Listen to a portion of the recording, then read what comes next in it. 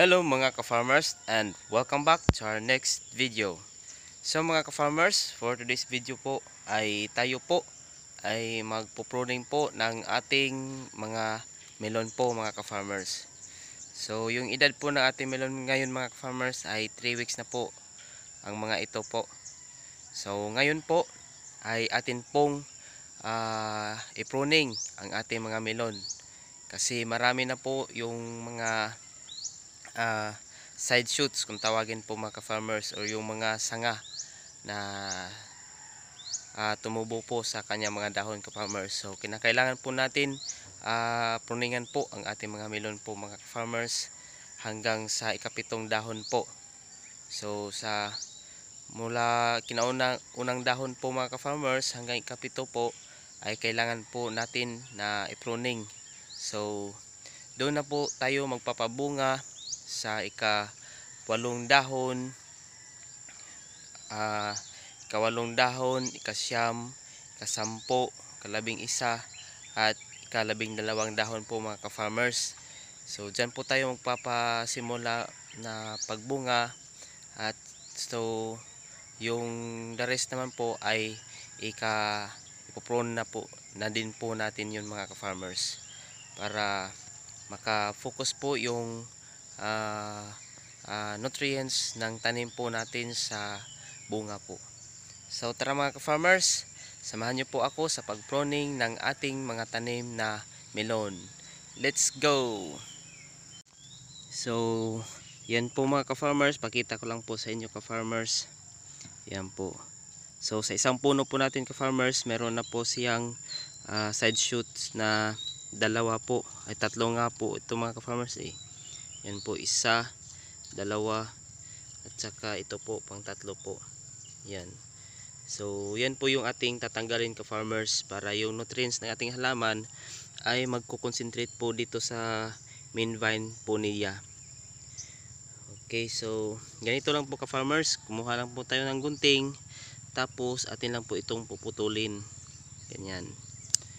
Okay, yan lang po ka-farmers, madali lang po ka-farmers. So kung wala po tayong gunting mga ka-farmers, pwede naman nating kamayin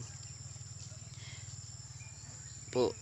Yan po, pero mas maganda po yung gunting po talaga mga ka-farmers. So kaya po natin kailangan na i-pruning mga ka-farmers. So ayan po mga ka-farmers, kasi pag hindi po natin na i-prune po ito mga ka-farmers, ay maaga po na magbubunga ang ating tanim. Yan po, kung ito po na mga ka-farmers, pansin nyo po yan, yan po ay bunga na po ng ating melon. Ito po. So pag maaga po natin pinabunga yung melon po natin ka-farmers, ay hindi po maging maganda yung production po ng ating melon. So base lang din po yan sa mga research ko po mga ka-farmers. Yan po, sobrang ganda po ng ating melon ka-farmers. Awa po ng Diyos, kahit sobrang init po ng panahon ngayon mga ka-farmers, ay sobrang ganda po. Ayan po mga ka-farmers, oh. Ang gaganda po ng dahon ka-farmers. So kahapon lang po mga ka-farmers ay nag-insecticide po tayo mga ka-farmers, kasi nakita po natin na may mga ano na po ka-farmers, yung kulay orange po na insekto po mga ka-farmers, or tawag dito sa amin ay bao-bao. So kaya inisprehan po natin ka-farmers ng insecticide. So ayan po mga ka-farmers, marami na pong mga side shoots mga ka-farmers. So kaya kinakailangan na po natin na i-prune po talaga ang ating mga tanim. Yan po. So yung mga maliliit ka-farmers ay hindi na muna natin tinanggal. Yan. Parang ito mga ka-farmers ay tinamaan ata ng sakit mga ka-farmers. Yan po. Nagkukulot po.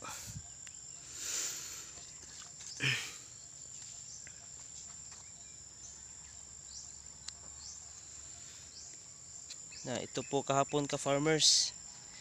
Ito po yung kahapon ka-farmers, na dito ko po nakita yung ano, yung insekto po ka-farmers, kaya ayan, nagkabutas-butas yung dahon. So ngayon wala na, mula nung na insecticide ko po ka-farmers. Yan po kanyang bagong dahon ka-farmers. So kung hindi po natin yun naagapan mga ka-farmers ay naku po, for sure itong bagong dahon niya po ay talagang ano na po ito, ubos. Yan po, side shoots, putulin po natin yan. So ito yung kanyang main vine po. Ayan po, side shoot.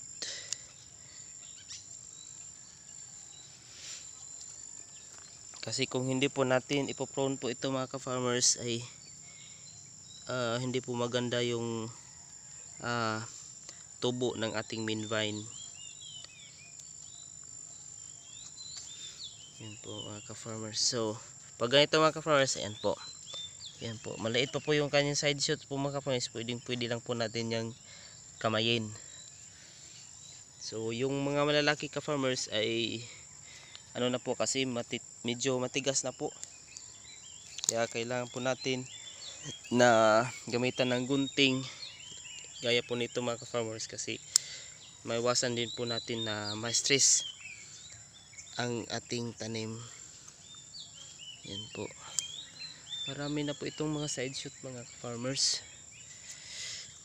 Ayan po. So ang melon po kasi ka-farmers, so every ano po niya, every dahon po ay talagang so ayan po mga ka-farmers. Oh, maliit pa po ito. So ganyan ito po ka-farmers. Ayan po, maliit pa po. So pwede po natin itong kamayin kasi malambot pa po ka-farmers. Ayan po. So hindi na po natin palakihin po. So ito malaki na ka-farmers, kailangan na kupitin. Oh, farmers. So sobrang haba na ng ano ka-farmers. Oh, kanyang side shoots mga ka-farmers. So pag ganito mga ka-farmers, kung ito ay kakamayin nyo po, ay ma-stress po yung ating halaman mga ka-farmers, kasi ano na po yung kanyang matigas na po ito mga ka-farmers din eh. So din eh po, ayan, matigas na po ito. Kasi ayan po, marami ng dahon mga ka-farmers. So kaya pansin nyo po mga ka-farmers, ayan, payat po yung puno ng ating pero yung dahon ay maganda na po ka-farmers. So kaya napakahalaga po na mapruningan po ang ating melon po mga ka-farmers.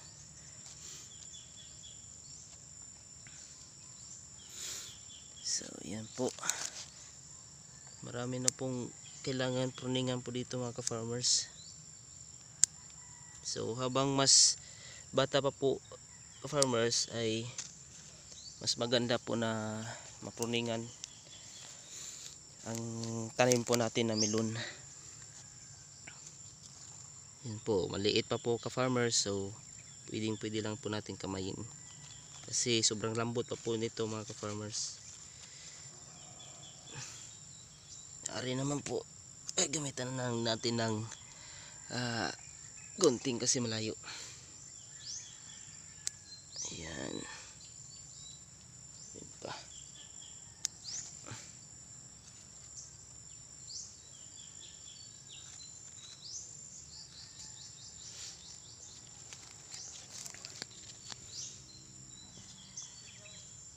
Okay, tapos na tayo dito ka-farmers. So dito naman po tayo.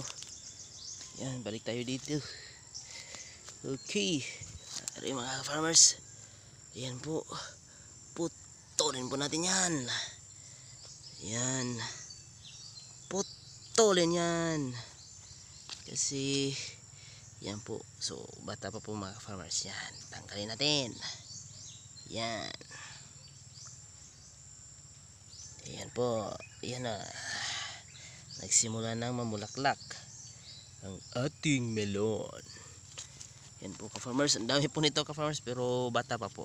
Yan po. So, tanggalin po natin. Yan. Kasi hindi po makakapag-concentrate yung main vine po natin sa nutrients. Yan po.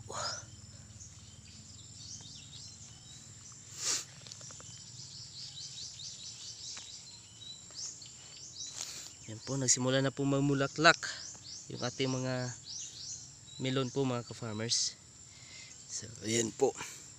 So 3 weeks na po ito mga ka-farmers mula po ng ating inilipat po dito sa plot po natin yung ating mga melon. Ayan po, malaki na po. So ito yung mga maliliit ka-farmers, yan po yung ating ipinunla kasi hindi po maiwasan yung mortality sa ating mga tanim at talagang mayroon po talagang mamamantay. So ayan po.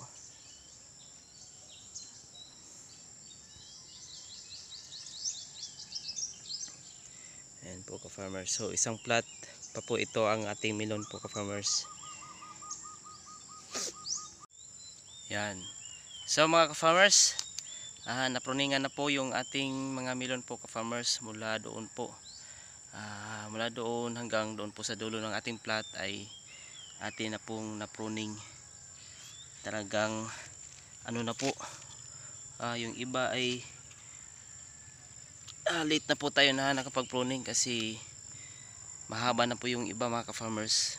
Tapos ano po, marami din po tayong ginagawa mga ka-farmers kaya hindi po natin naagapan agad ang pag-pruning sa kanila. Kaya napansin po natin na yung ibang main vine po niya mga ka-farmers ay hindi po talaga ganun kalusog. So hindi pa naman po huli. So kaya good pa rin yung ating timing mga ka-farmers. So yan. So yung edad po ng ating melon ka-farmers ay 3 weeks na po mula po ng ating inilipat dito sa ating plot.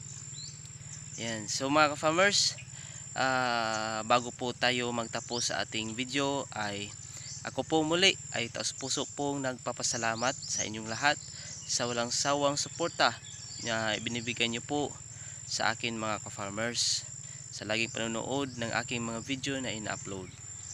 So once again mga ka-farmers, maraming salamat po sa inyong lahat and see you in our next vlog. Daghang salamat. Bye bye.